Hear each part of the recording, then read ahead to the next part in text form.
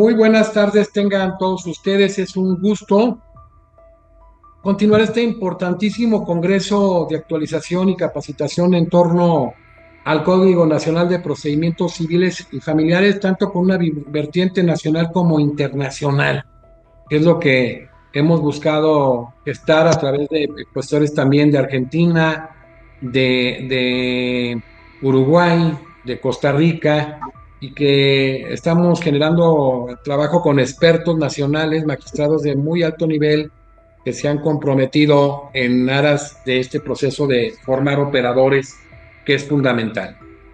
Pues bueno, hoy nos acompaña, continuando con el Congreso, que ya lo tenemos a las 2/3 partes, el magistrado José Luis Aranda Galván, que es el presidente del capítulo de Guanajuato, un hombre que se ha preparado muy arduamente en todo este estudio y análisis del Código Nacional de Procedimientos Civiles y Familiares, haciendo desde su génesis una verdadera crítica de algunos aspectos que generan solidez y algunos otros que están mal estructurados o que implican incluso regresión.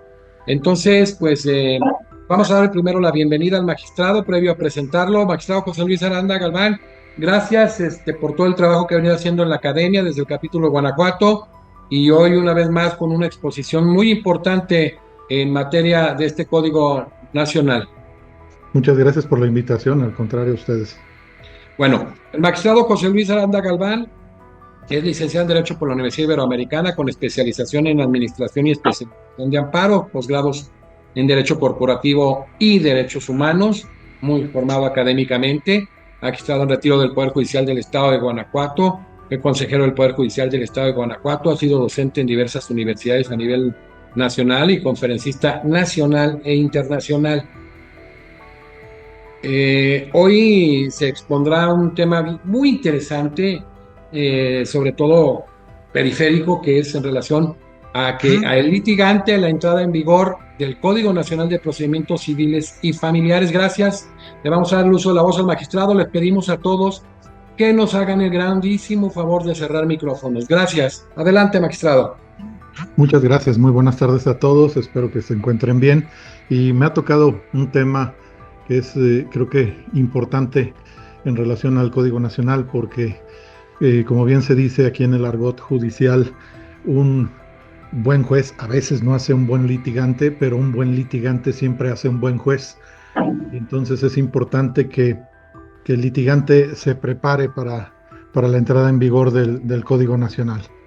Y bueno, nada más rápido y brevemente los antecedentes. Pues bueno, ustedes conocen la reforma constitucional. 15 de septiembre de 2017 se modifica el artículo más tocado de la Constitución, más reformado de esta, que es el 73 de la Constitución. 136 Magistrado, artículos. qué bárbaro, ese habla de nuestro federalismo, que en qué nivel Sí, lo tenemos. sí, exactamente. Y facultades que se van perdiendo por los estados. Ya no legislamos en materia procedimental penal, ya no legislamos en materia procedimental civil ni familiar. Entonces se agrega una fracción 30ª al artículo 73 para otorgarle al Congreso Federal la facultad de expedir un código único procesal civil y familiar. Eh, no es sino hasta 6 años prácticamente después, aparece publicado el 7 de junio, miércoles 7 de junio del 2023, en el Diario Oficial de la Federación, una de las tantas versiones que se manejaron como versiones posibles del Código Nacional. Les quiero comentar que nosotros estuvimos analizando una que tenía 1900 artículos. Esta tiene 1191 artículos, pero llegó a nuestras manos una con mucho más contenido. Se hablaba hasta de que iba a regular el tema de la clonación humana y no sé cuántos fenómenos, no llegó a tanto. Pero bueno, esto se habló en diferentes foros que se hicieron en relación a la formación y a la entrada en vigor del Código Nacional. La fecha límite que se tiene proyectada, cuando les comenté del primer proyecto que tenía 1900 y tantos artículos, se hablaba de una vacatio de 8 años, que creo que era más o menos necesaria. Aquí no se dieron ni 4 años para que entrara en vigor el Código Nacional que ahorita tenemos, porque se publica en junio en el Diario Oficial y se supone que la fecha límite es 1 de abril de 2023. 27, perdón, 2027. Entonces, ahí traemos menos de 4 años para que entre en vigor. Hubo acciones de inconstitucionalidad. Ahora sí que, aunque se había el legislador federal otorgado 180 días para emitir esta importante ley, no lo hizo. Entonces había estados de la República que requerían en sus codificaciones procesales civiles modificaciones, adaptaciones, adecuaciones, sobre todo con la pandemia, y no se pudo. Se proyectaron varias acciones de inconstitucionalidad donde se les dijo a los estados: esta facultad es exclusiva de la federación, ya no corresponde a los estados hacerlo, y entonces estábamos en un estatus en donde ni la federación hacía ni dejaba hacer a los estados. Algo que es pues algo muy, muy de México. 7 de cada 10 juicios, hay que considerarlo, corresponden a esta materia, la materia civil y familiar. No es como hace muchos años, con bombo y platillo nos anunciaron las reformas en materia penal, etcétera, etcétera. Se les inyectó muchísimos recursos, dinero, proyección y demás. Y esta viene como muy débil en ese aspecto. Inclusive uno de los artículos de los artículos transitorios de la reforma menciona que se tienen que hacer todas las adecuaciones, todas las modificaciones y todas las implementaciones por parte de los poderes judiciales con movimientos compensables. O sea, sacas gente de un lado, la metes a otro, pero no contratas a nadie nuevo. Eso está muy complicado. Entonces, sí va a estar difícil implementar esto, que verdaderamente aquí estamos tocando la justicia cotidiana, la del día a día, donde las personas pues tienen problemas con sus inquilinos o problemas con pagos de algunos préstamos de naturaleza civil, que en sus contratos no se respetan, en materia familiar, divorcios, adopciones, tutela, curatela, muchas acciones de esos ámbitos van a estas materias. Y la pobre respuesta de los gobiernos, tanto federal como estatales, porque no tienen ni los recursos, ni los presupuestos necesarios, ni la infraestructura.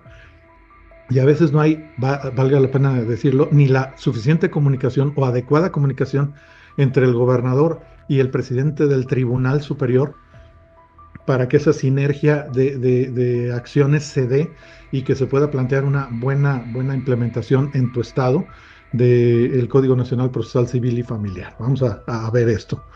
Las implicaciones de su entrada en vigor, traigo aquí algunas láminas que hablan sobre los mitos. Hay mucha gente que dice: no, es que solo va a afectar la materia civil y la materia familiar en el aspecto procedimental, y no, trae alcances mucho más allá.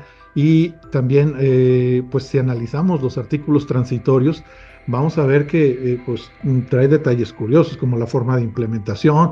Si incluso hay acuerdo de las dos partes que están litigando el asunto, se pueden presentar ante el juez y decirle: no importa que nuestro asunto haya iniciado con las reglas anteriores que estaban vigentes antes de la entrada en vigor del Código Nacional Procesal Civil y Familiar, es decir, con mi Código Procesal Civil Local o con el Código Federal de Procedimientos Civiles, no importa eso, yo quiero o ya queremos las dos partes que se maneje con las nuevas reglas del Código Nacional, y el juez tiene la obligación de entrarle. En la etapa, no nos aclara muy bien el transitorio en qué etapa se pueden hacer estas transferencias de asuntos que estaban ventilándose con legislaciones vigentes anteriormente a la nueva legislación. Eso está un poquito en el aire. También los obstáculos que vamos a tener para la entrada en vigor: infraestructura, servicios, presupuestos, preparación de jueces, y a ello agréguenle la reforma judicial, donde están haciendo cambios o harían cambios de jueces y magistrados en plena implementación, en plena fase de implementación del Código Nacional. Dice por ahí un dicho que ya en la familia éramos muchos y todavía la abuela parió. Entonces, pues bueno, así le está pasando al Código Nacional. Y desde luego yo considero que hay fallas legislativas en esta norma que debe ser modificada, que se debe adecuar. Ahorita vamos a entrar en algunas de ellas. ¿Qué retos veo para el litigante? Pues miren, son cosas que yo creo que nos hacen falta en las universidades. enseñarle al abogado técnicas de entrevista. No estamos hablando de una carrera ni de periodismo ni cosas por el estilo, pero una forma clave para que el abogado se comunique con su cliente en su despacho es a través de conocer las técnicas en las que se entrevista o interroga a un cliente, a una persona de la que se obtiene la información que es la adecuada, que después se va a transformar en estrategias, en hechos de la demanda, hechos de la contestación de demanda, etcétera, y que no tenemos los abogados ese control o ese conocimiento para poder dominar las técnicas que se refiere a esto. No estoy hablando tampoco de técnicas de contrainterrogatorio o interrogatorio en materia penal, no, no, es entrevista, simplemente entrevista. La oralidad, ya lo dijo el primer ponente en este Congreso Internacional, el ministro de la Corte Constitucional de Argentina, perdón, de Chile, lo mencionó. La oralidad requiere de muchísima, muchísima formación, de muchísima capacitación, y los abogados tendrían que desarrollar estos ámbitos.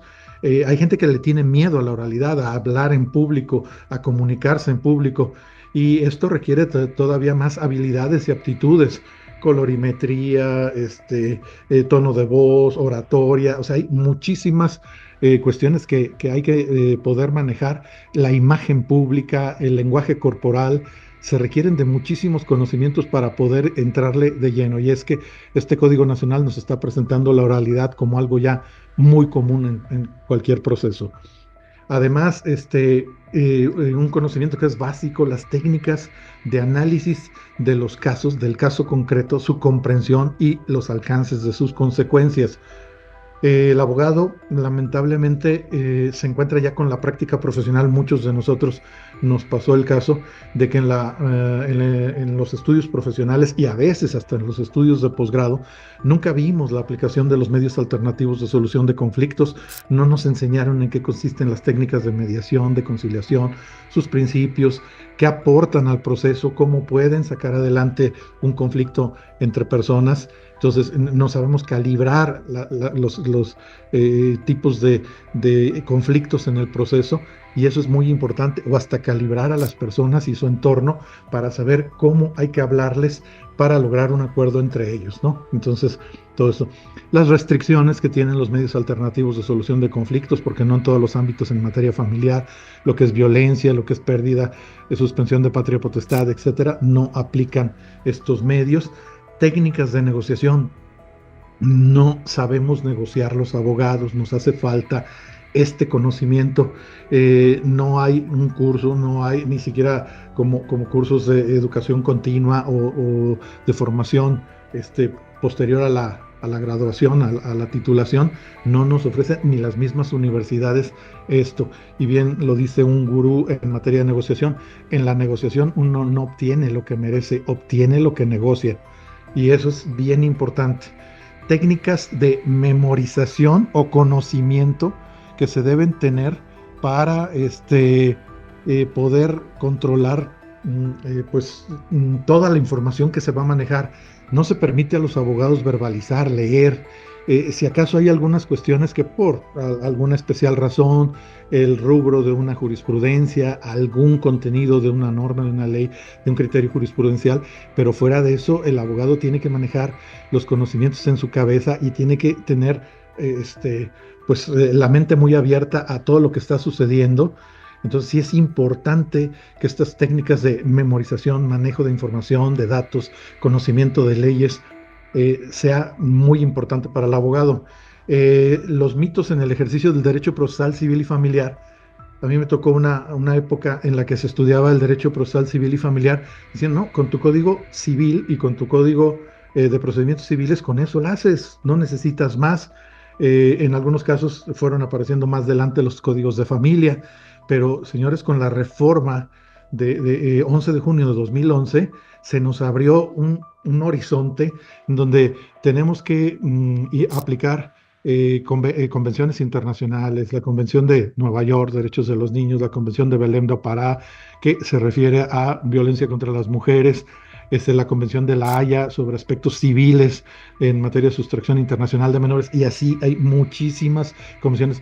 protocolos facultativos, hay que estudiar, y bueno, inclusive yo recomiendo en los cursos que a veces damos en universidades, que hasta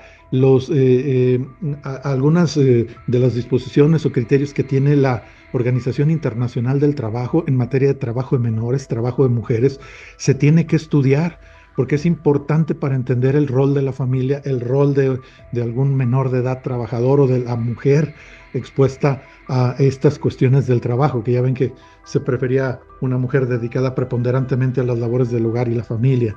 Pero bueno, hay muchas cosas que hay que seguir estudiando, jurisprudencia internacional, criterios de cortes internacionales, etcétera, etcétera. Entonces se nos desbordó, y más ahora con la internacionalización del derecho de familia, en donde ya tenemos adopción internacional, alimentos transnacionales, divorcios con efectos o con impacto en diversas nacionalidades o en diversos países, sucesiones que tienen efectos en México y en otros estados o en otros países del mundo. Entonces, el derecho de familia ha roto muchas fronteras.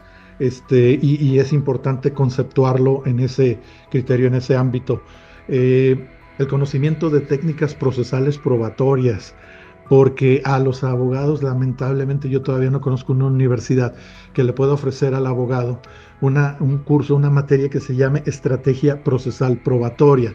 Sí se nos enseña el catálogo de pruebas para que se pueden utilizar algunos días, pero la relación de la prueba con la jurisprudencia, la aplicación de la misma, si es suficiente o insuficiente dicha prueba, si es abundante o sobreabundante, si es pertinente o impertinente la prueba, eso no nos lo enseña ninguna universidad, y tenemos a veces ese problema. Entonces yo insisto en este tipo de materias y de cursos que complementarían la función del litigante. Importante saber argumentar y aplicar la lógica jurídica. No muchos abogados lo pueden hacer, les cuesta mucho trabajo estructurar. Cuando dicen que cuando ellos redactan o elaboran un documento escrito, se entienden Dios y ellos, y después de que lo terminaron solo Dios, porque ya ni ellos entienden lo que finalmente redactaron. La litigación estratégica con base en los derechos humanos es fundamental en el derecho de familia, en el derecho procesal civil, y el manejo de los recursos y hasta el amparo, que no muchas personas tienen este especial conocimiento. Hay reglas que inclusive derivan de los artículos constitucionales, en donde para el amparo en materia de familia, si se violentan ciertos aspectos del derecho de familia, no es necesario llegar a agotar todos los recursos ordinarios. También te permite el acceso directo al amparo. Muy pocos abogados utilizan estas herramientas, estos instrumentos. Bueno, de la entrada en vigor, importante considerar esto, nada más lo voy a mencionar marginalmente. Ya en la Ciudad de México ya se publicó 3 de julio de este año, y el 4 de julio está publicado perfectamente ese acuerdo de la mesa directiva del Congreso de la Ciudad de México, que emitió la famosa declaratoria de entrada en vigor del Código Nacional. Va a entrar por fases. Habría una implementación a partir de diciembre de este año y hasta el 15 de noviembre del año 2025, va por fases. Aquí les estoy dejando, yo les voy a hacer llegar este material a través de nuestro presidente para que lo tengan, o también va a quedar grabada la sesión para que estén dándole seguimiento, pero aquí les está indicando, por ejemplo, el acuerdo que se tuvo que dar del Consejo de la Judicatura, Ciudad de México, número de acuerdo, y la fecha del mismo, para que pedirle al Congreso de la Ciudad de México que emitiera la declaratoria de vigencia. Esta declaratoria de vigencia afecta, desde luego, artículos de la Constitución Política de la Ciudad de México, de la Ley Orgánica de la Ciudad de México, Ley Orgánica del Poder Judicial, y bueno, donde el presidente del Tribunal Superior de la Ciudad de México, magistrado Guerra, señala que con esto están teniendo ellos 190 días para prepararse el Poder Judicial de la Ciudad de México para su implementación, lo cual se me hace muy poco y como diríamos a veces un poquito temerario, pero bueno, ellos hacen su... Además, esto abre las puertas a empezar a homologar leyes como el Código Civil, como Ley Orgánica del Poder Judicial y otras leyes que tienen que estarse homologando para la entrada en vigor del Código Nacional. Estos son los impactos que se van a tener. Primero nos habla en la materia civil, de que a partir del 1 de diciembre de este año ya estarían operando para Ciudad de México cualquier promoción de controversias tramitadas en lo que se refiere a los procedimientos especiales hipotecario oral y también de arrendamiento inmobiliario oral, procedimientos preparatorios, recursos y medios de defensa. Esto entraría el 1 de diciembre de 2024, Ciudad de México. Luego en junio, casi mitad del año, junio de 2025, para promoción de cualquier procedimiento o controversia en jurisdicción voluntaria, providencias precautorias, el ejecutivo civil oral, procedimientos preparatorios, recursos y medios de defensa. Esto estaría en vigor 1 de junio 2025. Y luego el 15 de noviembre de 2025, si se fijan, va aumentando la dificultad de los procedimientos y la ley le permitía a los poderes judiciales entrar gradualmente al Código Nacional. El 15 de noviembre ya tenemos promoción de controversias y procedimientos en vía ordinaria, vía de apremio, y además también el 15 de noviembre de 2025, la forma en que el Código Nacional tendría su aplicación supletoria en materia de ley de extinción de dominio, Código de Comercio y leyes mercantiles especiales o civiles que apliquen para la Ciudad de México. Esto en el ámbito civil. En el ámbito familiar, a partir del 1 de diciembre, promoción de procedimientos de jurisdicción voluntaria en todas sus modalidades, controversias familiares que no planteen conflictos que tengan que ver con divorcio, que se puedan atender mediante justicia restaurativa, procedimientos preparatorios, recursos y medios de defensa. Luego en junio, la promoción de cualquier procedimiento o controversia de los que no sea del señalado en el párrafo anterior. Y finalmente, el 15 de noviembre de 2025, todo lo que tiene que ver con el procedimiento sucesoral. Mitos con relación a la entrada en vigor del Código Nacional. Dicen que no ha entrado en vigor ni local ni federalmente. Miren, hay que estar aquí tomando en cuenta dos artículos de la parte transitoria, el 19º y el 20º. El 19º ya nos dice a todos los poderes judiciales y a todos los estados de la República todo lo que implique la promoción de este procedimiento especial llamado declaración de estado de interdicción ya no puede ser aplicado como bien, porque implica en muchos casos la muerte civil de la persona. Se le deja sin facultades, sin posibilidades de controlar su patrimonio, de tomar decisiones sobre su persona, sobre su tratamiento médico, sobre muchas otras cuestiones. Entonces, todos aquellos procedimientos que impliquen la muerte civil de la persona, porque el procedimiento como está planificado desde hace muchos años en materia de declaración de estado de interdicción es o blanco o negro, no hay grises, no hay tonos grises, o la persona está perfectamente de sus capacidades mentales o no, y es declarado en estado de interdicción, se le designa una persona tutor y él se encarga de todos sus negocios, patrimonio, persona, relaciones, etcétera, etcétera. Y aquí no, y esto además violenta convenciones que México tiene suscritas en materia de discriminación, y prohíbe pues al Estado mexicano este tipo de procedimientos. Entonces, esto ya está en vigor. Recuerden ustedes que el decreto que se publicó en el Diario Oficial de la Federación 7 de junio del año pasado, del 2023, establece esto entra en vigor al día siguiente de su publicación, o sea, desde el jueves 8 de junio de 2023, ya tenemos eso implementado en toda la República. Ahora, ¿cómo se hace? ¿Cómo se maneja? ¿Qué es lo que se tiene que hacer? Hay que pedir a una persona que tiene cierto nivel o grado de discapacidad, que hay que también detallarlo muy bien y demostrarlo muy bien ante tribunales, y qué posibles capacidades le quedan todavía a la persona. Hay que pedir que se declaren salvaguardas y medios de apoyo para una persona que está en esta problemática de incapacidad mental, porque recuerden ustedes que la incapacidad física no nos lleva a esto.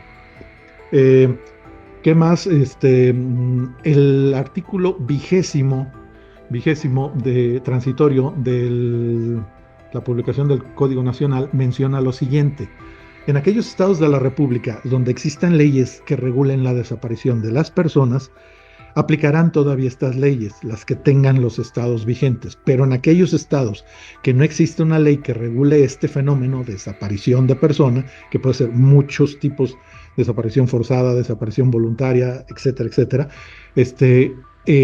aplicará ya las reglas del Código Nacional. Entonces, en ese sentido, desde el 8 de junio del año pasado, ya tenemos lo del tema del estado de la interdicción, lo del tema de este, de la declaración de ausencia de personas o de desaparición de personas ya vigente en los estados en que no exista una ley específica que regule esto. Y además se agrega un tercer escenario.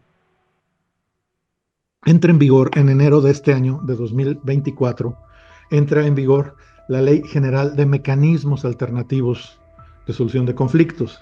Y esta ley ya nos establece perfectamente en varios de sus artículos que es supletorio de sus disposiciones el Código Nacional Procesal Civil y Familiar. Entonces, en todos estos tres aspectos está plenamente vigente el Código Nacional, más aparte en la Ciudad de México en el esquema que les acabo de señalar. Entonces, con esto ya desmitificamos esto de que no, es hasta que se hagan las declaratorias en cada uno de los estados de la República o a nivel federal, o que de plano ya se nos venga encima la fecha 1 de abril de 2027. No. ¿Que solo va a afectar a la materia civil y familiar? No, señores. Tengo 23 leyes que mostrarles a nivel nada más federal, 23 leyes, más aparte los 32 códigos procesales civiles de cada uno de los estados, más aparte el Código Federal de Procedimientos Civiles, que se van a ver afectados con la entrada en vigor del Código Nacional. Que no va a cambiar mucho la regulación procesal, sí está cambiando. Nada más un ejemplo sencillo, rápido.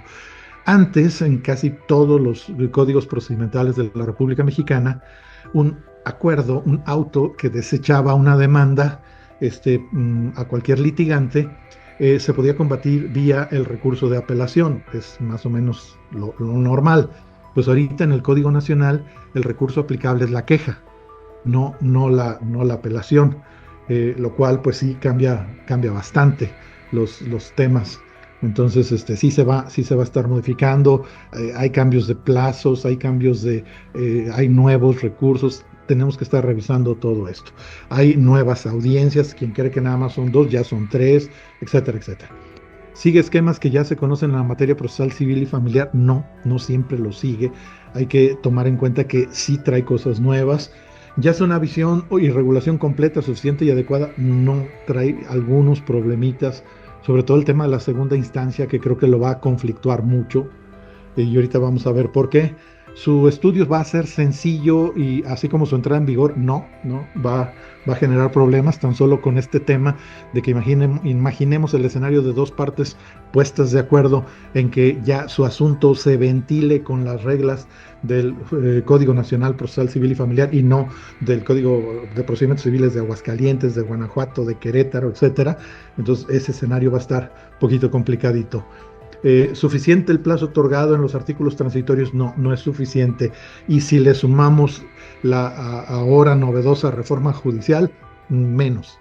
¿Los poderes judiciales ya están listos para su implementación? No están listos. Hay poderes judiciales con mucha tecnología, muchas capacidades, mucha infraestructura, instalaciones ya más o menos adecuadas, pero no, el número de salas orales es insuficiente, la tecnología es insuficiente, los alcances de la justicia digital, con muchos recursos que se van a tener que invertir ahí, la capacitación y formación, más aparte el haberle dado, pues, en toda la torre a la carrera judicial con la reforma judicial, va a desanimar a muchas personas para que se preparen y capaciten en esto. ¿La reforma judicial aprobada no va a afectar? Claro que va a afectar. Inclusive ya se habla en muchos escenarios de que esto va a tener que llevar a un aplazamiento en el tiempo de la entrada en vigor del Código Nacional, que no sea pues el 1 de abril de 2027 la fecha límite, sino que se lleve mucho más allá. Pero pues ya tenemos la Ciudad de México que ya se está anticipando a esto. ¿Fue la única propuesta de regulación? No, tampoco. Hubo varias. ¿Qué me preocupa? Bueno, pues la reforma judicial y sus implicaciones. No me voy a meter mucho en esto porque nos llevaríamos toda la plática. ¿Debe o no prorrogarse su entrada en vigor? Pues yo creo que sí, porque si se van a sustituir a jueces y magistrados que ya tienen la experiencia, que ya tienen los conocimientos, digo, lamentablemente esto ocurre, yo digo que la lógica del gobierno es diferente a la lógica de la iniciativa privada, perdónenme la expresión, pero el gobierno te contrata muy verde, te contrata sin conocimientos, sin capacitación, formación, etcétera, te la va dando y cuando ya estás en tu tope te dan las gracias. Lo que al revés hace la iniciativa privada. Te agarra verde, te agarra, pues ahora sí, sin conocimientos, te prepara, te capacita, te lanza con esta capacitación no solo habilitante, sino profesionalizante, que debe existir, regulada ya por leyes en materia federal del trabajo, que esto es uno de los grandes deudas que tiene la Ley Federal del Trabajo, no regular perfectamente estos dos tipos de capacitación. Y te hacen una persona sumamente conocedora del tema y entonces te arraigan, te aseguran, te dan un mejor puesto, te dan un mejor salario, te buscan mejores prestaciones y no, en el gobierno es al revés, ya cuando eres experto opera el retiro. También de acuerdo, hay una lógica en el gobierno, debe entrar sangre nueva, deben entrar mentes nuevas, etcétera, etcétera. La preparación de los jueces con o sin carrera judicial. Esto es algo que nos vamos a enfrentar y que va a ser pues algo importante y los litigantes lo van a tener que sufrir bastante. Creo que va a ser una de las materias o áreas un poquito más nobles porque no está tan influenciada por la política, es materia civil, es materia familiar. Creo que la reforma judicial trae detrás escritas otras dedicatorias, la materia fiscal, el control de algunas autoridades, etcétera, etcétera. Pero esperemos que no llegue a estos extremos de querer controlar lo que en las familias ocurre y demás, que sería un planteamiento interesante. Ya veremos ustedes qué opinan. Formación de académicos en universidades. Yo no veo a universidades que hayan detenido la marcha, el flujo de salida de sus estudiantes para decir, miren, ahorita vamos a cerrar un poquito las puertas, vamos a tener que capacitar a nuestros académicos, que son los primeros que se deben capacitar en esto, y una vez capacitados y formados, conocedores de la materia, entonces volvemos a los muchachos al aula y les damos lo que tenemos que darles, porque nadie da lo que no tiene. Si un maestro no conoce estas implicaciones, estas situaciones, no va a poder formar a sus alumnos. Y es un problema. Yo ahorita estoy impartiendo un curso en una universidad de aquí del estado, en donde me llegan los muchachos, estoy en 9º, 10º semestre y vengo a estudiar este curso porque ya no sé nada de procesal civil, no sé nada de procesal familiar, conforme a las nuevas reglas llegan un poquito como mortificados, no es a tal nivel, pero bueno. Los planes de estudio que todavía no se han adecuado, que tardan mucho tiempo en reaccionar las universidades, en adaptarse a los cambios, en adaptarse a las situaciones. Hubo universidades que estuvieron inaugurando sus salas de oralidad 3 o 5 o 7 años después de la entrada en vigor de los procesos orales.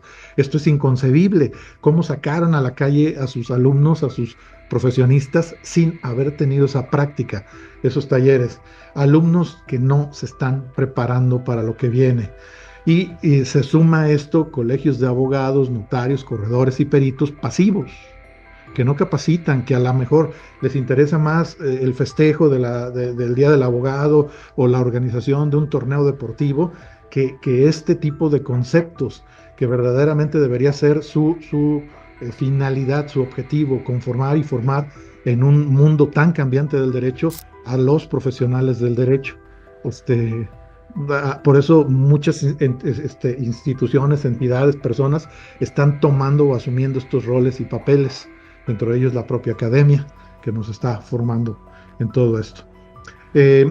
Códigos procesales vigentes en entidades federativas y federalmente que tienen aproximadamente 90 años, fíjense, los códigos procesales con los que estamos ahorita resolviendo los juicios tienen 90 años, son el famoso, muchos de ellos en origen en el famoso Código Maldonado, de Alfonso Maldonado, jurista guanajuatense. De él se han duplicado, se han tomado ideas de muchos códigos. El Código Procesal Federal, Procesal Civil Federal, es una copia del de Guanajuato más o menos. Entonces, Si tenemos 90 años con estos códigos y no terminamos de entenderlos y fallamos y cosas que ya tienen 90 años con nosotros, nos equivocamos, no sabemos si lo que procede es revocar o apelar, no sabemos qué pedirle o cómo pedirle o en qué fase pedirle al juez esto. Entonces, algo que tiene con nosotros meses, días, ¿cómo lo vamos a poder procesar? ¿Cómo lo vamos a poder implementar si con el que tiene 90 años con nosotros tenemos todavía dificultades? Entonces es algo que me mortifica un poquito, pero bueno. Además, ya se han declarado algunos artículos. ¿Perdón? No, ok. Ya se Por han favor, cerramos micrófonos, por favor. Gracias. No hay problema, gracias. Ya lo mencionó en su ponencia el magistrado Gustavo Rodríguez Junquera, compañero mío, que ya mencionó estas acciones de inconstitucionalidad en la acción 154-2023, en donde la Comisión Nacional de los Derechos Humanos promovió lo relativo, artículo 610, que se refiere a rendición y aprobación de cuenta de tutores, artículo 638, que se refiere a la restitución de menores, y el artículo 554, la violencia que puede afectar dentro del seno familiar a integrantes de la familia. Y miren, no sé si ya les han platicado o saben esto o se percataron de esto. Yo, por mi formación y por la experiencia que he tenido, que fui también director jurídico muchos años de un grupo financiero, litigué mucho bancario, financiero, mercantil, y el Código Nacional es una calca en muchos aspectos del Código de Comercio. Pero así como lo calca mal algunas cosas, o sea, se trae errores, también se trae errores. Ahorita les voy a explicar esa influencia.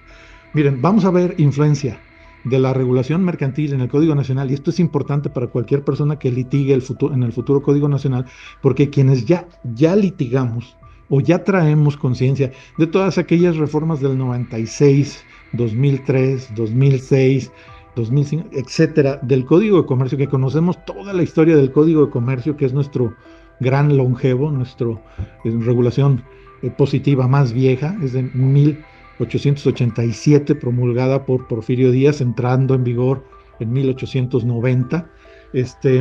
Del Código de Comercio nos traemos, por ejemplo, el procedimiento convencional. Aquí les estoy citando los artículos para que no crean que yo lo invento. Ya se va a poder promover procedimientos convencionales, según los artículos 3, 135 y 136 del Código Nacional de Procedimientos Civiles y Familiares, en materia procedimental civil. El procedimiento convencional no aplicará para la materia de familia. Pero es una gran ventaja, aunque como gran ventaja el poder promover procedimientos convencionales. ¿Qué es un procedimiento convencional? Un procedimiento definido por las partes, un traje a la medida hecho por las partes para su conflicto, para su problema, para su relación jurídica. Lamentablemente, del Código de Comercio se traen estas dos fallas o errores. El procedimiento convencional es preferente a las partes según el 1050 del Código de Comercio, si ellos así lo definen.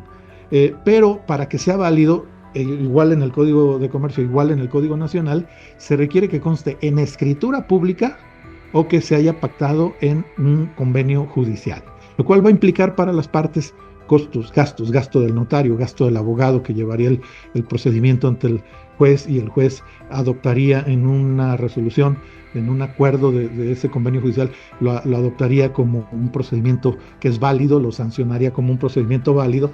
Pero esto elimina que muchas personas pacten, por ejemplo, en todas las relaciones en materia contractual, pueden proporcionar o proponer una cláusula compromisoria expresa que lleve su procedimiento a un procedimiento de tipo convencional, que desjudicialice sus asuntos, que no tenga que ir siempre ante un juez el problema, el tema de interpretación de una cláusula, un artículo, una disposición, lo que sea. O sea, ya con eso evitamos que todo tenga que caer en manos de un juez y que se tenga que entretener ese asunto los tiempos que las cargas judiciales le permitan. Bueno, todas estas cuestiones. Estructura y fases de las audiencias. En la estructura y fases de las audiencias, miren, la audiencia preliminar se suma, como antes no lo había en materia civil, el acuerdo sobre hechos no controvertidos y el acuerdo sobre hechos probatorios que se traen del Código de Comercio. La multa por no asistir a la audiencia sin causa justa del artículo 138 que habla de una multa de hasta 100 UMAS, se trae del Código de Comercio. Las vistas, eso sí es bueno. Qué bueno que se trajeron del Código de Comercio el tema de las vistas, porque para mí es una traba de litis más perfecta. Mientras que en materia civil nada más se hacía demanda, contestación de demanda, sí daba posibilidad del asunto para reconvención. Ustedes saben que en materia ejecutiva civil no, ni tampoco en ejecutiva mercantil se puede reconvenir o plantear la reconvención, pero fuera de ese caso del ejecutivo, en los demás casos sí se puede plantear reconvención. Pues qué ventaja que ya las contestaciones a la demanda original o a la reconvención se otorgue una vista, que muchos abogados todavía, y a pesar de que en el Código de Comercio tiene años esto de las vistas, no entienden el porqué de las vistas.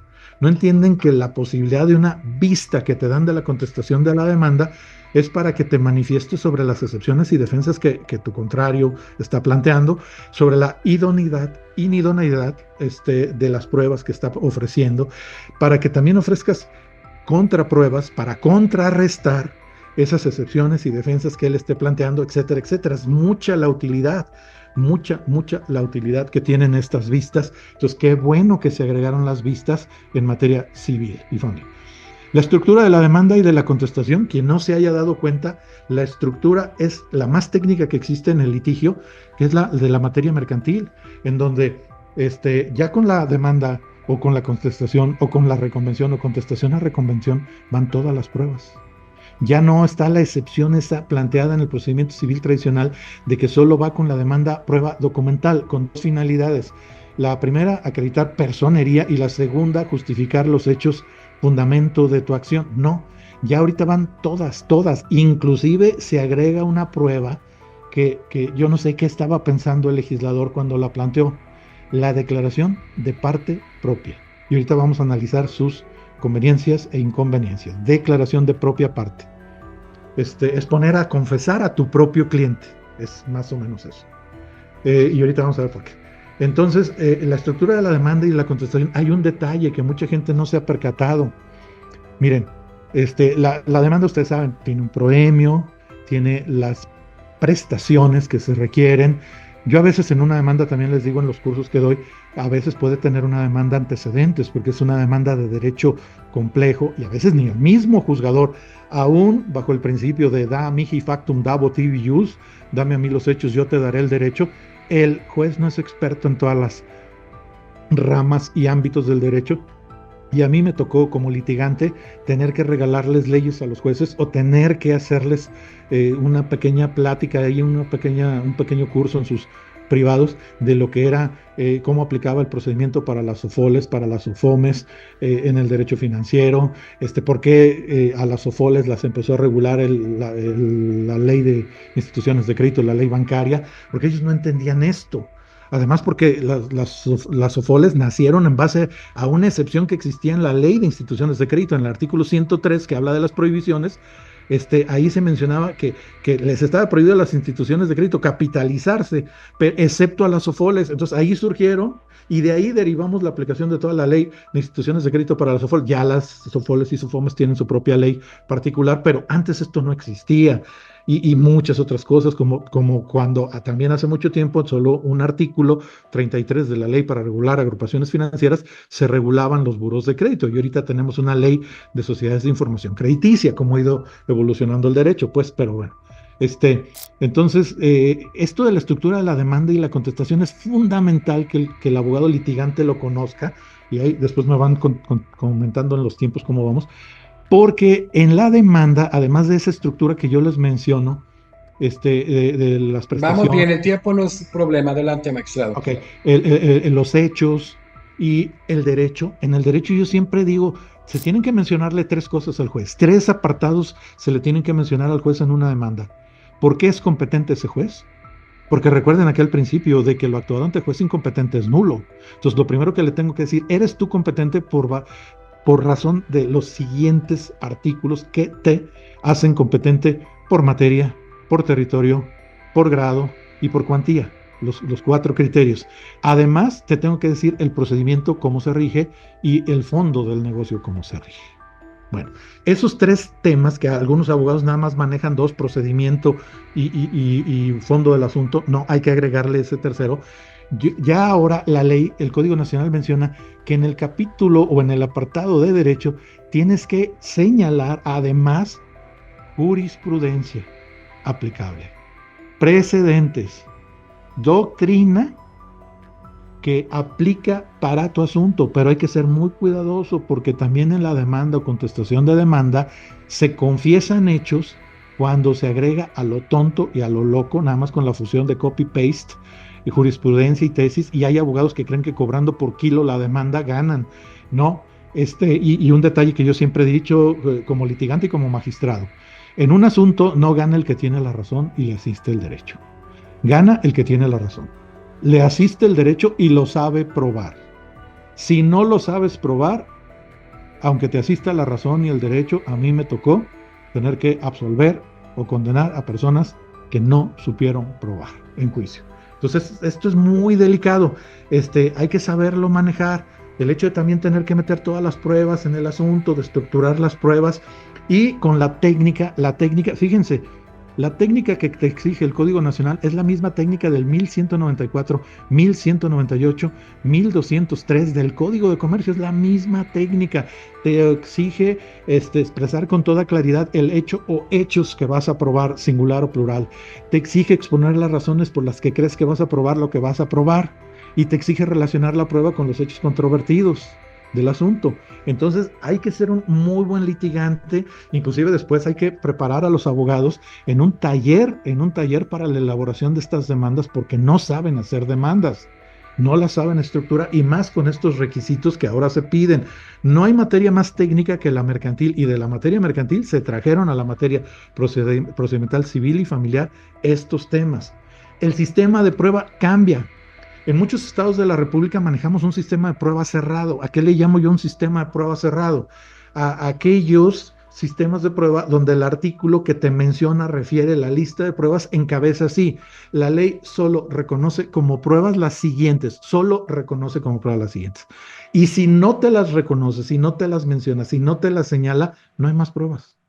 Inclusive yo lo relaciono aquí en el estado de Guanajuato con 2 o 3 artículos anteriores, el 82, el 83 y 90 de nuestro Código de Procedimientos Civiles, que mencionan las facultades que tiene el juez, facultades, no deberes, facultades que tiene el juez para mejor proveer, en donde el juez puede hacerse de cualquier objeto, cosa, persona, sea que pertenezca a las partes o terceros, con el fin de conocer la verdad, pero siempre y cuando se trate de pruebas reconocidas por la ley. Igual en el artículo 83 que le da la posibilidad al juez de ampliar, volver a realizar o llevar a cabo una nueva prueba o pedir que se atraigan al juicio pruebas con la finalidad de mejor proveer, pero siempre y cuando no trastoque el principio de igualdad procesal de las partes y siempre y cuando se trate de pruebas reconocidas por la ley. Nosotros tenemos un artículo 96 en el Código de Procedimientos Civiles del Estado de Guanajuato que te habla de un sistema de prueba cerrado.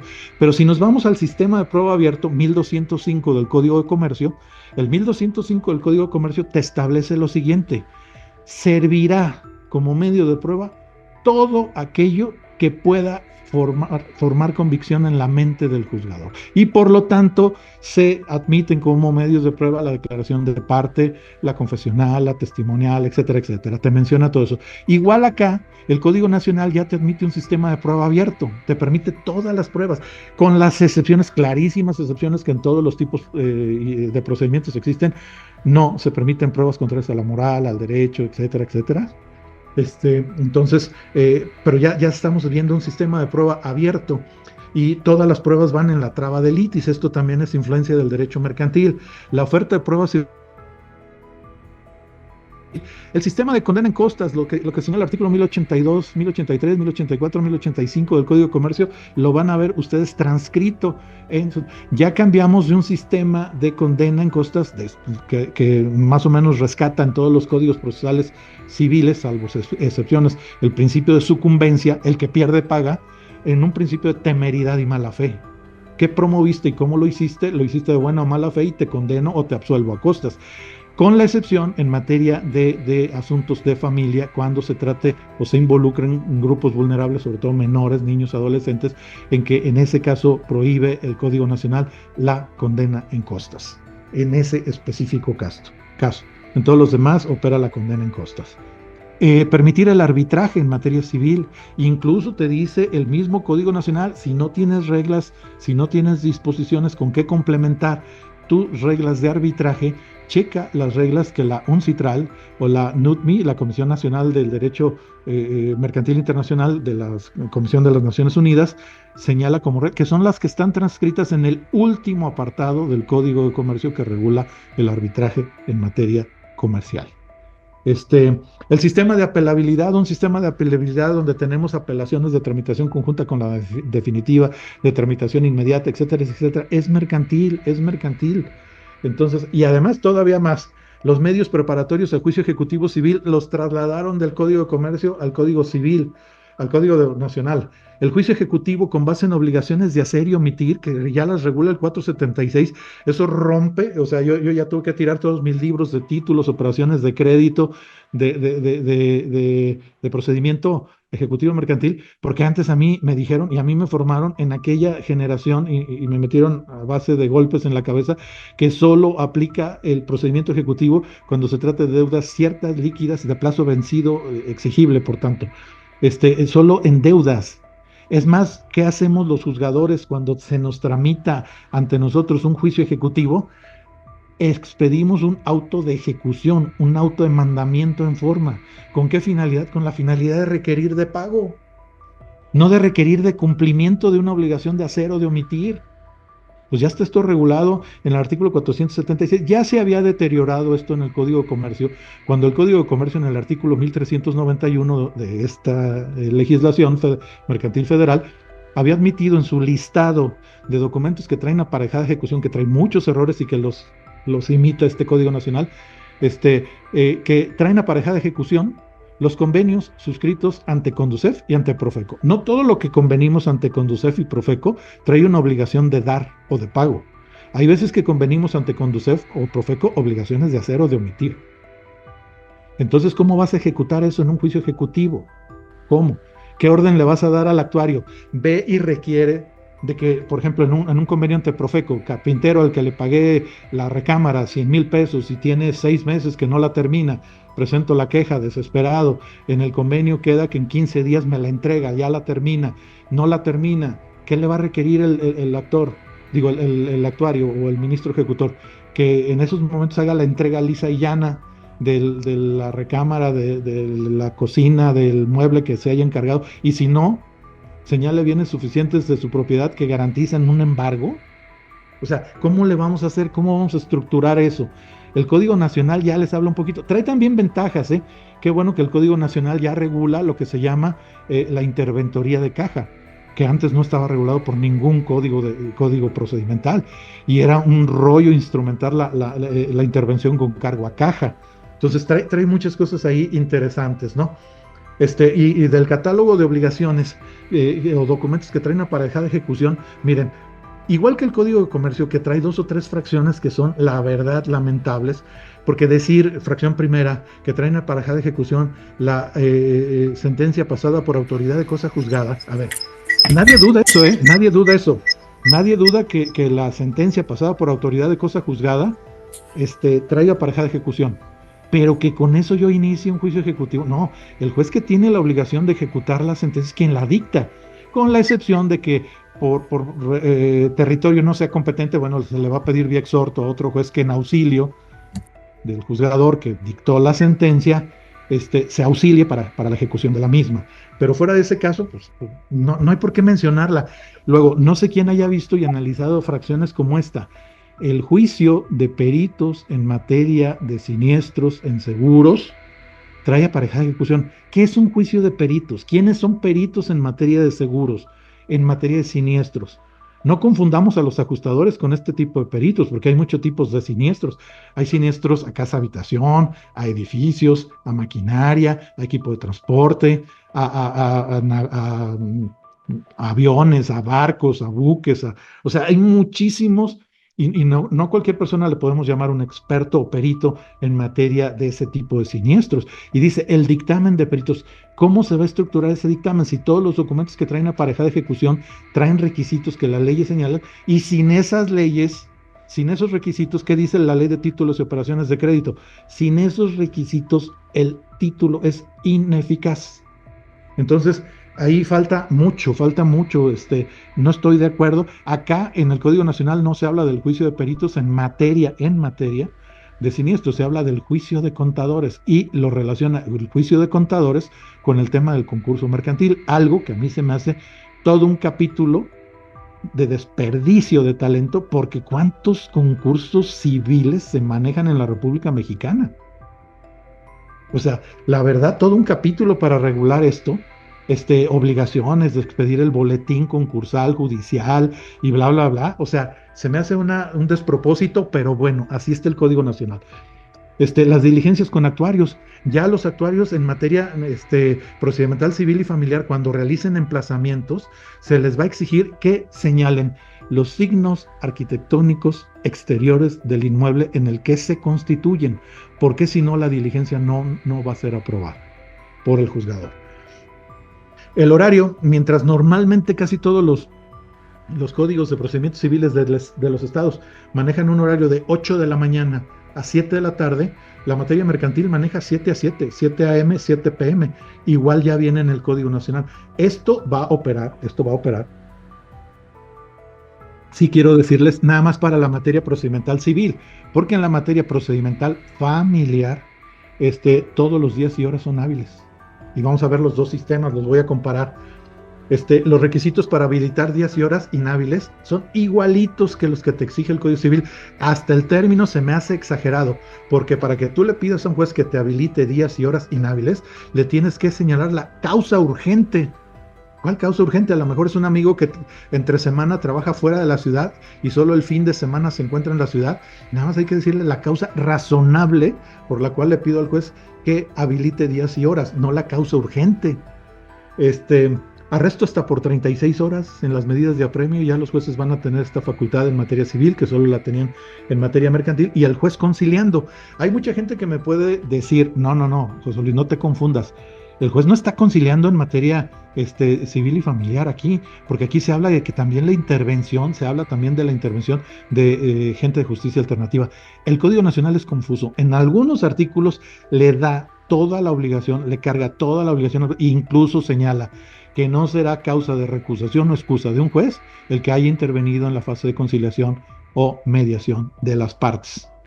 Yo creo que un juez conciliando o mediando reproduce el mismo defecto que un juez en materia mercantil procurando la conciliación.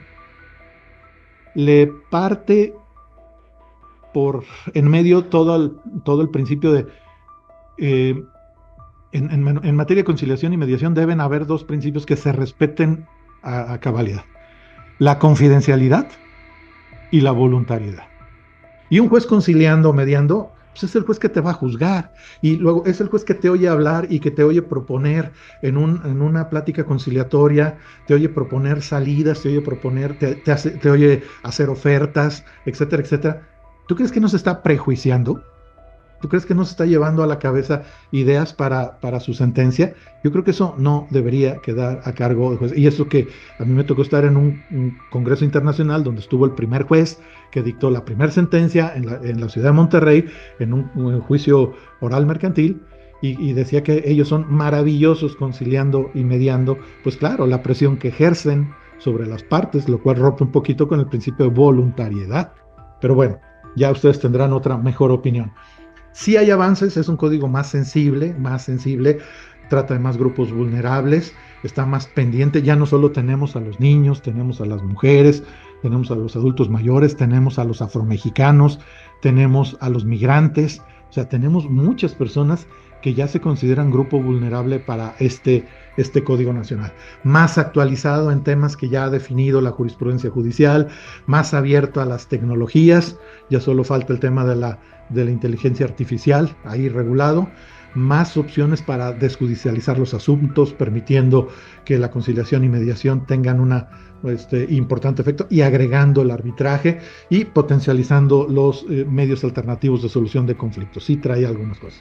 Pero los retrocesos, miren, si los jueces, por las cargas de trabajo, no expiden o no emiten auto, acuerdo, decreto, sentencia, en el tiempo que la ley fija, ya no hay posibilidad de una excitativa de justicia, de un jalón de orejas. Ya se va directo al Consejo de la Judicatura para que el Consejo de la Judicatura sancione al juez omiso. Yo quiero ver en muchos poderes judiciales en donde los rezagos están y las cargas de trabajo están desbordadas, ¿cómo le van a hacer esos jueces y magistrados para sacar adelante esto sin tener quejas ante el Consejo de la Judicatura? O ante ahora el Tribunal de Disciplina Judicial, etcétera, etcétera. Está replicando errores de otras legislaciones, como ya se los mencioné en materia mercantil, impone muchas y raras sanciones.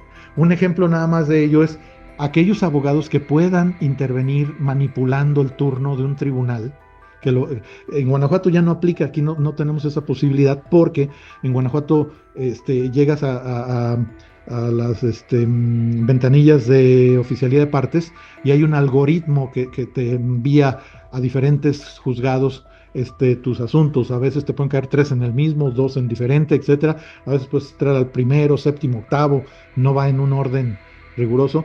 En otros estados de la República sé que sí, los turnos van en relación al número de entradas que cada juzgado tenga de asuntos y luego ya entra el siguiente juzgado de turno, etcétera, etcétera. Entonces hay abogados que interesados por ciertas prebendas o cierto criterio que el juez tiene con respecto a ciertos asuntos, prefieren ese tipo de juzgado, litigar sus asuntos en ese tipo de juzgado, ya no digamos por amistad o otro vínculo con el juzgador. Pero y a veces presentan demandas con el único fin de saturar el turno de otros juzgados y entrar al juzgado que ellos es de su preferencia. Bueno, el Código Nacional dice que van a ser objeto de un registro judicial. ¿Cómo le vamos a llamar a ese registro judicial? ¿Registro judicial de abogados mañosos, manipuladores del turno o cómo? Y que además se le va a dar vista al Ministerio Público. ¿Por qué delito? Ustedes que son expertos o que conocen más la materia penal, díganme qué delito se tipifica en una manipulación del turno de tribunales. Porque ni siquiera, digo, yo me imagino aquel de fraude procesal, pero el fraude procesal es un delito de resultado, y aquí no hay ningún resultado, son demandas que se presentan y luego las desestiman o se desisten de ellas y punto. Pero bueno, vienen cosas así medio raras. No sé, doctor Naveja, si usted iba No, adelante, no, Sí, por favor, sí. adelante, ¿le parece bien 15 minutos más, magistrado? Ok, bueno, me voy a dar la recia. La gestión de la segunda instancia, miren, el Código Nacional parte de que las salas son colegiadas y no en todos los estados de la República son colegiadas. Es falso esto. No hay magistrado ponente en Guanajuato las salas operan de manera unitaria. Además, eliminar el reenvío y exigirle a los magistrados que lean, expliquen sus sentencias, que lean sus puntos resolutivos y expliquen sus sentencias, es imposible, no lo van a poder lograr. Deja actividades que no corresponden a los consejos de la judicatura, como por ejemplo que ellos decidan qué asuntos van a entrar al procedimiento sumario, que además el procedimiento sumario está concebido en el Código Nacional como un procedimiento netamente oral, no, inclusive con la prohibición de formar archivo físico. Ojo, el proceso de especialización de los abogados y representantes, miren, hay 3 artículos, léanlos muy bien, 138, 600 y 800, 666 y 800. Estos 3 artículos exigen que cualquier persona que litigue en pro de grupos vulnerables, represente los derechos de menores, incapaces, etcétera, tenga que estar especializado y presentar una defensa técnica. Pero bueno, ¿con quién me voy a especializar? ¿Quién me va a certificar? ¿Qué universidad está ofreciendo esos estudios para yo validar mis conocimientos como alguien especializado? ¿Una maestría en Derecho de Familia me sirve? ¿En qué universidad hay que estudiarla? ¿Quién me la va a validar? ¿Qué me va a decir el juez? ¿Qué me va a decir el Consejo de la Judicatura? ¿Qué instituto o qué escuela de investigación o estudios judiciales va a brindar ese tipo de cursos o conocimientos especializados para estos ámbitos? Ojo con eso. Y bueno, lo que les hablaba del registro judicial de abogados que manipulan el turno y vista al MP. Les paso muy rápido esto porque la estructura del Código Nacional: 10 libros, 1191 artículos, las formas en que se irá implementando, que ya las hemos visto en otros, y el contenido de los 10 libros, que ya ustedes lo conocen. Me interesa más Este punto que es el medular es, ¿qué debe hacer un litigante ante la entrada? Prepararse y conocer a fondo el Código Nacional. Especializarse, ahí están los 3 artículos que les mencioné. Conocer en qué aspectos ya está vigente el Código Nacional y en qué lugares de la República Mexicana ya estaría vigente el Código Nacional. Adaptarse a los cambios porque va a haber nuevos plazos, nuevos recursos, nuevos grupos vulnerables, etcétera, y percibir los lineamientos que va a seguir el Código Nacional. Como lo decía Miguel Ángel Fernández, ministro de la Corte Constitucional de la República de Chile, capacitarse y entrenarse en la oralidad es fundamental.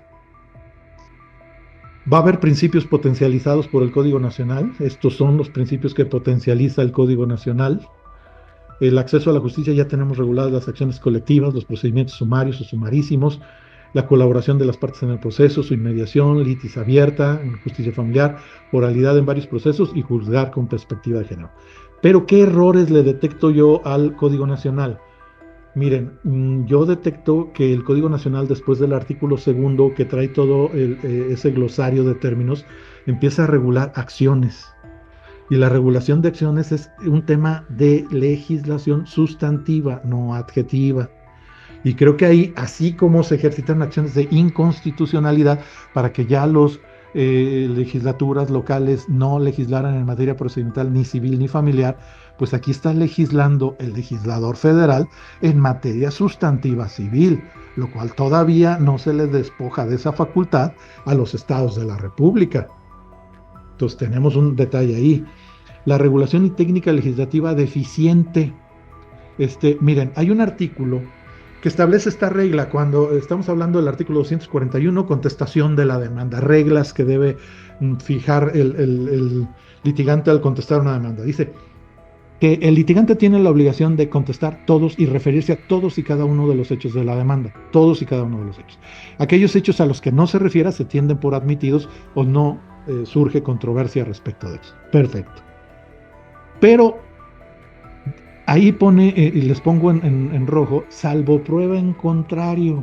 A ver, si estamos en la estructura de que todas las pruebas van con la demanda, contestación de demanda, reconvención, contestación a reconvención y sus vistas, y en la contestación a algo que debería haber contestado, contestación a la demanda original o contestación a la reconvención, el demandado original o el demandado reconvencional no contestan, no se refieren a ese hecho, y por lo tanto no ofertaron prueba, ¿cómo van a poder ofertar nueva prueba en el futuro?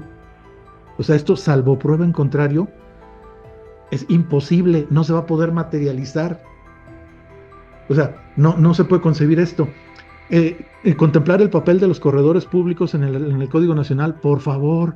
Los corredores públicos en el artículo 6 de la Ley Federal de Correduría Pública tienen perfectamente descritas sus facultades, solo intervenir dando fe pública o interviniendo en contratos de naturaleza mercantil. Y si intervienen en contratos que, aunque se les disfrace por nombre, por lo que ustedes quieran, de otro tipo como de naturaleza mercantil, aunque no lo sé, la fe pública de ellos no vale. El artículo 20 les prohíbe a los corredores públicos intervenir en asuntos de naturaleza civil. Entonces, ¿por qué involucran al corredor público? Un notario está bien, pero un corredor público no tiene nada que hacer en el Código Nacional, pero absolutamente nada que hacer. Inclusive so pena el corredor público de perder su habilitación si interviene en este tipo de asuntos. Ojo con eso, ¿eh? El procedimiento de remate que regulan los artículos 614, 615, cuando hablamos de enajenación de bienes de menores, dice que se llevará a cabo el remate. Señores, el remate es una sentencia de condena. Cuando se pide que se enajene el bien de un menor, se pide que se venda judicialmente. ¿A qué precio? Al mejor precio que se pueda obtener de él. Si se obtiene más de su avalúo, excelente, porque está el interés superior del menor de por medio. Pero no se va a rematar un inmueble castigando con una tercera parte de su valor. Y chequen las reglas que estos artículos señalan y establecen las reglas de un remate, de una diligencia de remate, lo cual hace un procedimiento totalmente inconvencional, el procedimiento de enajenación o venta de bienes de menores. Dejar a los jueces conciliar o mediar, no estoy de acuerdo, ya dije por qué. Pero el término de persona representante autorizada, por el amor de Dios, me hacía más lógica un mandatario judicial, un abogado patrono, como lo teníamos antes. Esto de persona representante autorizada, inclusive hasta no sé, nos quita esa mística a los abogados de los estudios profesionales. Persona representante autorizada, pues cualquier persona que X con o sin profesión, o sea, no, o sea, yo creo que ahí le falló en el término, en la terminología, en el glosario de términos, a los legisladores, el designar a esta persona así. Ya les comenté de la habilitación de días y horas inhábiles, y además otro detalle, está en el artículo 150, que el artículo 150 te dice que en materia de familia, tratándose de materia de familia, todos los días y horas son inhábiles, son hábiles, perdón, hábiles. ¿Por qué lo meten en el artículo 150 cuando esto debe ir en el artículo anterior, 149, que ese sí habla de horas y días hábiles en materia procedimental civil, no en materia procedimental de familia? Y así, ¿no? O sea, bueno, otra cosa, fíjense ustedes en el artículo 42 de su Código Nacional. Viene la regulación, esta regulación rara de acciones en materia procedimental civil y familiar, y luego de la nada aparece un artículo 42 que dice: corresponde al Poder Judicial el administrar, el llevar el Registro Nacional de Personas Deudoras Alimentarias, morosas. ¿Y esto qué tiene que ver con acciones? O sea, la técnica legislativa es deplorable. Aquí está el tema del remate judicial de los bienes de menores. Y luego todavía habla de que va a ver y va a pedirle opinión a todo un conjunto de instituciones que tutelan el interés superior del menor para ver si se modifican o no las bases del remate. O sea, es ilógico, es estúpido, perdónenme la expresión, esto. Entonces, ya les hablé un poquito del tema de la ejecución en materia de juicio ejecutivo. Aquí está el tema de los corredores públicos, les menciono en qué pueden intervenir según el artículo 6 y qué les está prohibido a los corredores públicos según el artículo 20. Esto ya lo hemos visto un poquito. Hay artículos que me preocupan, ¿eh? Hay un artículo que me preocupa. Normalmente cuando la demanda es obscura, irregular, está incompleta, el juez tiene la posibilidad de prevenir a la parte que presenta la demanda para que la aclare, regularice o complete. Pero aquí el juez no va a quedar vinculado por su requerimiento, y esto se me hace un poquito tramposo, claro, porque esto es una garantía para ambas partes, ¿eh? Para que la parte actora tenga una demanda que sea inteligible, entendible, comprensible, y para que la parte demandada se pueda defender. Pero ¿cómo decir? Pues siempre no obstante que te apercibí de que te iba a desechar tu demanda porque no la corregías, no la y que te di tanto plazo para hacerlo, pues creo en una nueva reflexión que no es necesario la prevención, y vámonos adelante como está, la echamos así para adelante. Esto se me hace delicado. Esto no le brinda seguridad jurídica a las partes. Ojo con eso. Y bueno, aquí están los aspectos, les anoto los aspectos relevantes, que bueno que tenemos arbitraje, etcétera, etcétera, pero me quiero ir ya a las láminas donde les hice yo esta comparación de la materia procedimental familiar y la materia procedimental civil. En la materia procedimental familiar, importantísimo, los grupos vulnerables. En materia procedimental civil también se pueden presentar, pero en materia familiar es fundamental su tratamiento, las medidas, inclusive las situaciones como las que trae el Código Nacional, de que se puedan presentar personas con sus animales de apoyo. O sea, si su perro, su gato, su loro, no sé qué mascota le puede servir, y todas esas adaptaciones que tienen que darse en los juzgados. Aplica la excepción al principio de publicidad, acá en materia de familia. La litis es abierta en materia de familia. En materia de procesal civil es litis cerrada. El procedimiento es de orden público en materia familiar. Todos los días y horas son hábiles. Acá nada más tenemos un horario lunes a viernes y de 7 a 7. Acá no aplica procedimiento arbitral ni convencional por la misma materia, y acá se aplica el procedimiento arbitral o el convencional.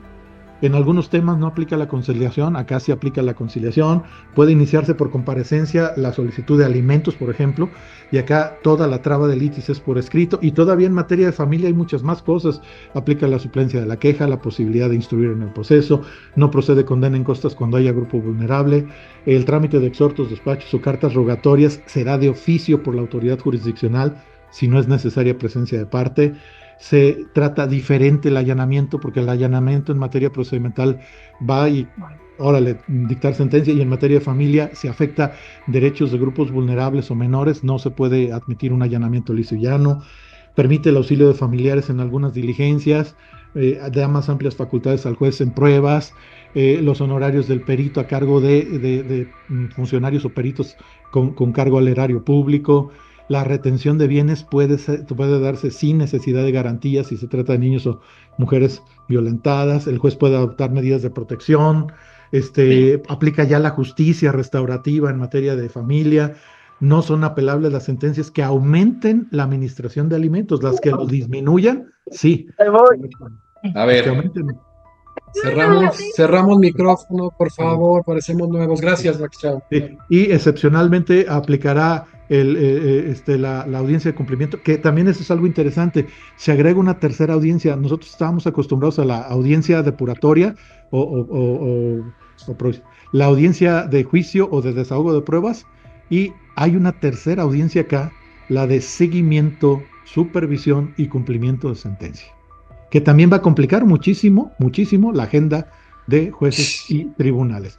Bueno, pues creo que ahí le dejamos, doctor. Traigo ahí, miren, perdón, la lista de leyes que se van a ver afectadas con la entrada en vigor. Me di a la tarea de verlas. Miren, no nada más está en los códigos de familia van para afuera, los códigos procesales civiles van para afuera, pero el Código de Comercio hay dos artículos que te hablan del Código Federal de Procedimientos Civiles como supletorio.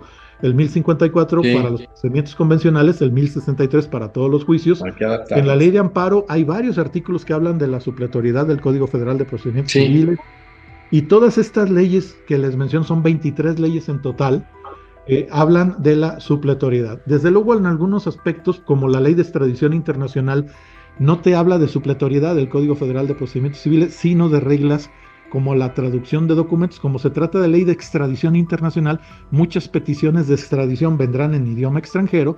Las sí, reglas para su traducción tendrán que ser las reglas del Código Federal de Procedimientos Civiles a la o nacional. del Código Nacional. Y también tenemos ley de protección y defensa de usuarios de servicios financieros, que hablan de acciones colectivas, ley de transparencia y fomento de la competencia, ley de vías generales de comunicación, todo esto. Y lo que les decía, más importante, la ley general de mecanismos alternativos de solución de controversias ya cita específicamente al Código Nacional Procesal Civil y Familiar como su supletorio. Pues Sí. aquí mi plática, mi charla, mi exposición ante Excelente, ustedes. Traía más excelente. material, creo que me aventé, pero Creo bueno. que creo que el detalle vamos a ver cómo hacemos al final algunos que ampliemos y en general voy a platicar con usted y algunos otros de los ponentes para hacer un taller, algo muy Ujú. práctico para estructurar demandas, contestación, etcétera, que pueda facilitar la formación de los operadores y lo considera pertinente, querido magistrado. Con todo gusto. Bueno, ahorita vamos antes de despedirlo, les habíamos comentado, se incorpora a este grupo de brillantes expositores el magistrado Sergio Valls Esponda, que es el presidente del Consejo Nacional de Mecanismos Alternativas de Solución de Controversias, quien está llevando todos los lineamientos a nivel nacional, y me da mucho gusto que Sergio se incorpore, un hombre muy talentoso. Y bueno, como lo hemos hecho en la línea a nivel nacional e internacional, no creo, sin ser vanidoso de la academia, que haya alguien que tenga el nivel, ¿no?, en esta y en las demás materias que está teniendo la academia. Digo, se lo digo con mucho gusto porque hablaba algo muy interesante el magistrado José Luis, que es un elemento importantísimo también dentro de lo que es estructura, este trabajo de la academia, que nos preocupemos por formar operadores en las diversas áreas de, del expertise en el derecho y que busquemos siempre tener ese tema de excelencia, ¿no? Y bueno, que están viendo ahora, por ejemplo, el trabajo, toda la información que tiene, la pericia que tiene el magistrado, y eso nos da muchísimo, entonces lo vamos a ver complementado con un taller, lo platicaré con él en el transcurso de esta semana, y bueno, vamos cerrando este tema porque van surgiendo esta tercera audiencia que hay que buscar la manera también de tener una conferencia, todos estos temas que van saliendo y vamos terminando de armar un congreso que sea lo más completo posible. Magistrado, muchísimas gracias. Antes, quiero hacer uno más breve, Karina, porque ya todo el mundo ya está cansado.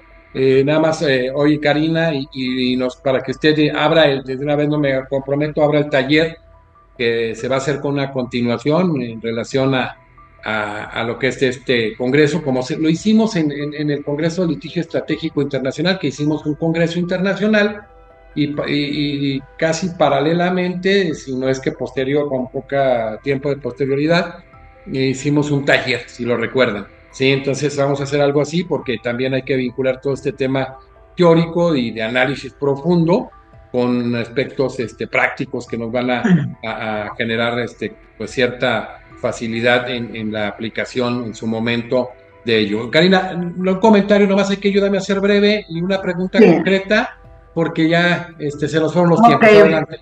Bueno, primeramente felicitarlo, nos dio un panorama, la verdad, en muy poco tiempo, muy extenso de puntos muy, muy importantes.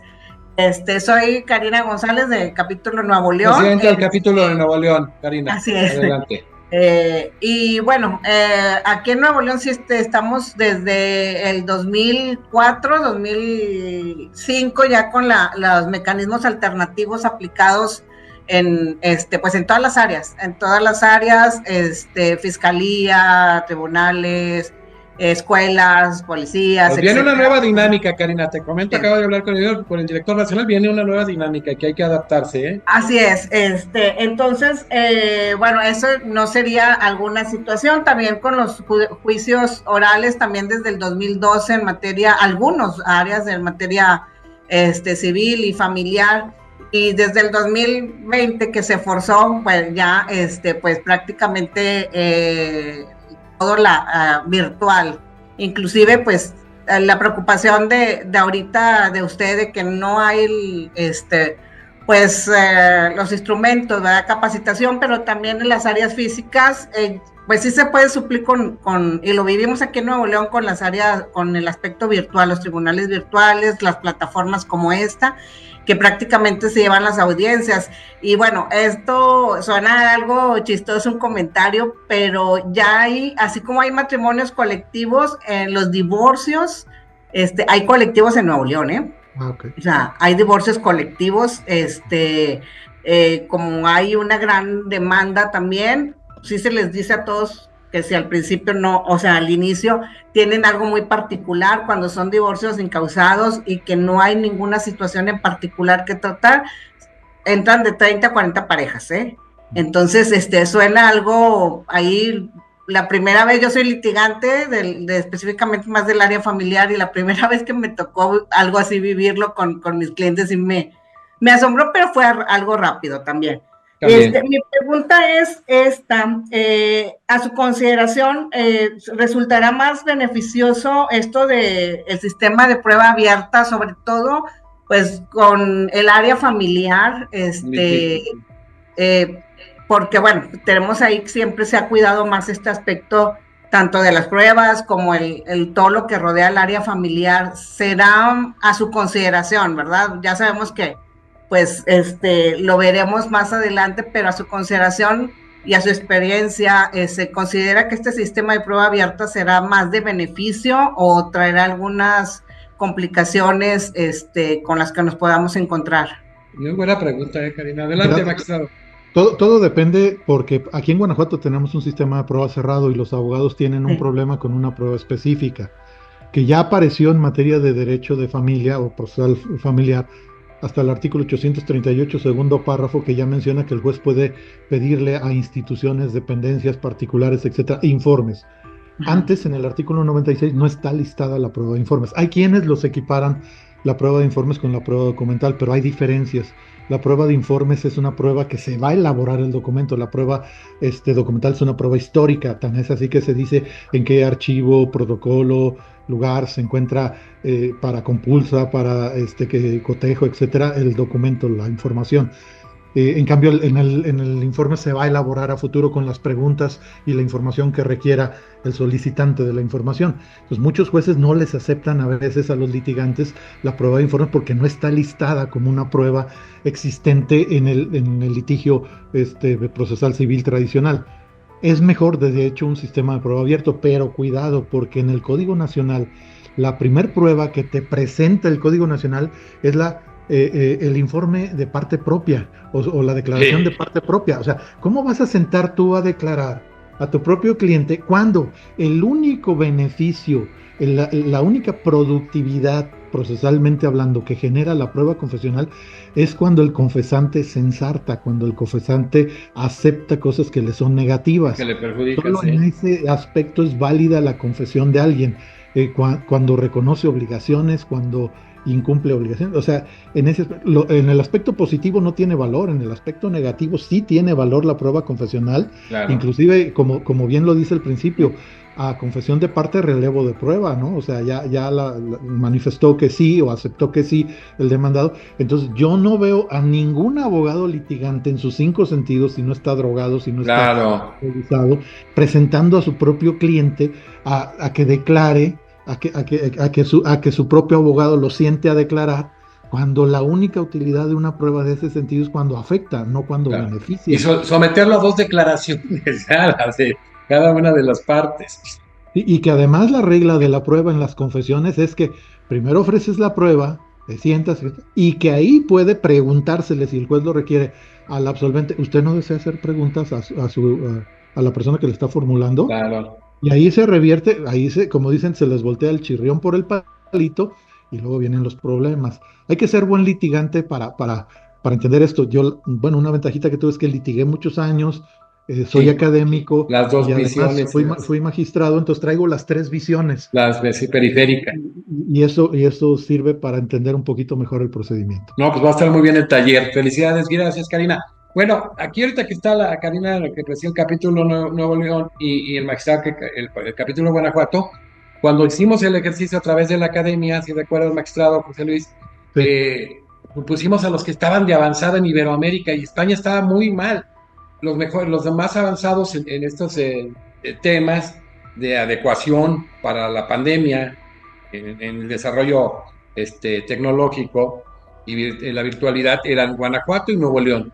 Y luego tuvimos a Paraguay, que tenía la primera jueza virtual, que es una miembro honorario de la academia, vamos a tenerla pronto en México, la primera jueza virtual en América Latina. Y Chile, que hacía un muy buen trabajo en la Defensoría Pública Nacional y en el Tribunal Constitucional y la Corte Suprema, y Costa Rica, que tenía algunos avances, y párale de contar. O sea, por ahí a lo mejor la provincia algo tenía más o menos de la provincia, incluso me tocó participar ahí de Buenos Aires, pero realmente Guanajuato y Nuevo León eran de avanzada, y nos decían en aquel momento quién era el fiscal, pues que existía incluso el Ministerio Público Robot, o sea, que el fiscal robot, etcétera. Había por ahí nos hacen una pregunta que se la haré llegar al magistrado en relación a la inteligencia artificial y su opinión. Pero bueno, hoy ha sido una continuación bien muy interesante. Salió este tema, ya vamos a cubrir todo este tema de mecanismos y vamos a ver lo de la tercera audiencia, que es muy importante también porque es un tema novedoso y van a ir surgiendo, surgió lo de Uruguay, está uno de los mejores, si no el mejor de Uruguay, surgió este tema de solución de conflictos, ya está DASA de la UNAM y ya está quien preside a nivel nacional VALS, o sea, hemos buscado cubrirlo en los mejores estándares, no lo podemos bajar porque hoy vamos al nivel del magistrado, vimos el de los anteriores, tenemos ministros de corte, tenemos los mejores procesalistas, un lujo que no se da a quien sea, más que se lo da la academia y me da mucho orgullo decirlo porque es un trabajo de mucha gente y hay un compromiso, como decía el magistrado José Luis Aranda, en seguir generando estos procesos sin ningún lucro, cero lucro, a los más altos estándares. Yo estoy viendo con un par de universidades sudamericanas que hagamos un evento con certificación internacional en temas de oralidad y que evidentemente cada una ponga expositores y nosotros poner de los nuestros. En este tema vamos a estar el magistrado considerado. Yo creo que lo va a hacer con Argentina y con Paraguay. Y por ahí a lo mejor se agregaría Chile, con universidades muy prestigiosas. Y vamos a seguir en este tenor. Antes de despedir a nuestro expositor que estuvo extraordinario, vienen mensajes de todos lados de felicitación, que me da mucho gusto, le tengo también un gran cariño a mi querido magistrado José Luis Aranda. Nos vemos en la siguiente sesión, la siguiente semana, que ya saben ustedes, con el doctor Carlos Enrique Camps, que es el secretario de la Suprema Corte de Buenos Aires, Argentina, y de los que participó activamente en la estructuración del Código comercial y civil de la nación argentina. Y bueno, pues vamos a seguir en este tenor y van a ir surgiendo temas, como ahorita que dice ahí este tema, y vamos a manejar eso. Y luego vamos a hacer mesas de análisis de algunos expositores nacionales e internacionales en temas medulares. para buscar la manera en que planteemos los graves problemas que hay en la técnica legislativa, que son factor intrínseco, las deficiencias y falencias en los sistemas, específicamente en la normativa, para ver qué podemos proponer también nosotros y en generar estos talleres para hacer más operativos todos estos conocimientos. Así de que hoy despedimos a un extraordinario expositor, presenta el capítulo Guanajuato orgullosamente, al querido magistrado José Luis Aranda Galván, magistrado en retiro, hasta hace muy poco estuvo en funciones del Poder Judicial del Estado de Guanajuato y consejero del Poder Judicial del Estado de Guanajuato, un hombre muy brillante y muy preocupado que desde el inicio se puso a hacer investigación, independientemente de esa manejo tripartita que él señala desde el área de la universidad y que yo le agregaría como docente, como un verdadero investigador, desde el lado del litigante y desde el lado de la función jurisdiccional. Entonces, yo diría que es una visión periférica y que como ahora se maneja mucho el término transversal. Transversal. Muchas felicidades, magistrado, un gusto que sea parte activa muy importante en la academia, presidiendo un capítulo tan importante, porque Guanajuato ha demostrado ese desarrollo en términos de la función jurisdiccional. Y pues de nuevo agradecerte y pues no despedirnos, seguimos en este congreso y lo vamos a articular junto con el taller y luego unas mesas interesantes con un par de expositores nacionales y un par de expositores internacionales. Imagínate subir a José Luis, subirlo, no sé, con el magistrado Serrano y subir, por ejemplo, por decir a Camps, que lo van a ver, y a un ministro de la Corte de Costa Rica. Eso posibilita la academia. Por eso muchos se enojan que somos muy cerrados y muy herméticos en admitir gente, o cuando gente no quiere trabajar apoyando, pues discúlpenme. O sea, yo creo que aquí hay que exigirnos todos que somos un equipo y que todos en este proceso de capacitación, y a veces como ahora que viene el Congreso Nacional, internacional con nuestro vicepresidente nacional, allá en Baja California Sur, en La Paz, un lugar precioso con Adrián de la Rosa Escalante, pues es un evento histórico, la verdad, con gente de altísimo nivel, que vale la pena que lo apoyemos. Entonces, le agradecemos hoy la disertación del magistrado José Luis Aranda Galván con el tema El litigante ante la entrada en vigor del Código Nacional de Procedimientos Civiles y Familiares. Una gran visión, pero para litigante, pero complementada con el funcionario público de excelencia, con el investigador y con el docente. Así de que muchas gracias, magistrado. Gracias a ustedes, muy amables. Gracias a todos.